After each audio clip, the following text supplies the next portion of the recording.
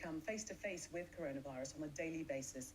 In an open letter to the Health Secretary, the campaign group, Every Doctor, says Parliament must return as a matter of urgency to prevent a surge of deaths amongst NHS frontline workers.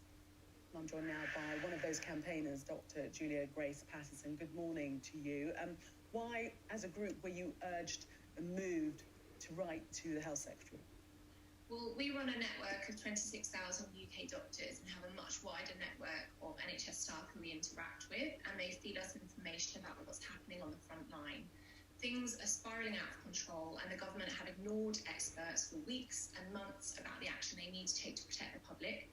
We're now seeing this play out in hospitals. Things are becoming really dangerous. Lots of NHS staff are being recalled from their annual leave and are going back to work to care for their patients over this Christmas New Year period.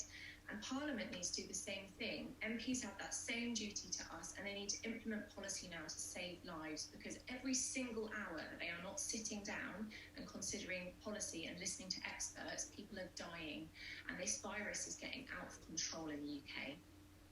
What exactly is it that you would like to see them implement that they're not doing as of present?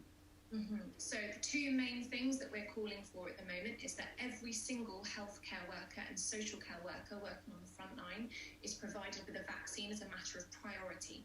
Those staff members are only getting access to 5% of the vaccine doses in the UK at the moment.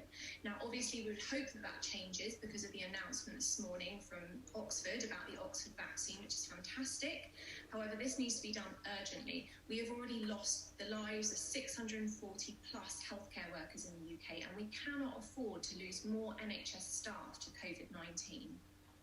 We've heard the situation in Essex this morning.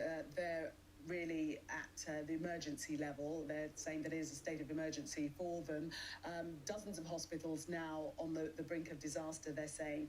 What role do you think the Nightingale hospitals could play? The Health Secretary said that they're on standby, but should they be utilised now?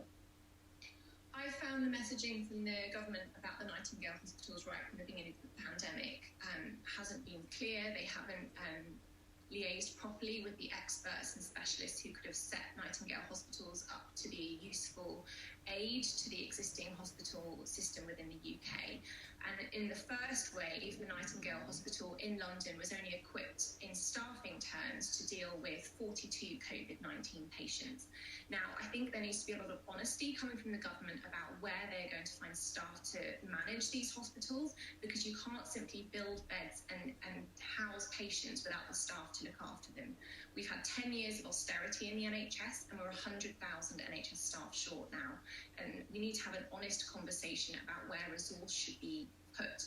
My own feeling, and the feeling of the doctors I represent, is that we need a safe staffing budget for the existing hospitals so that the infrastructure we already have can be maximised, and we can preserve the healthcare resource and listen to the experts running hospitals around the UK.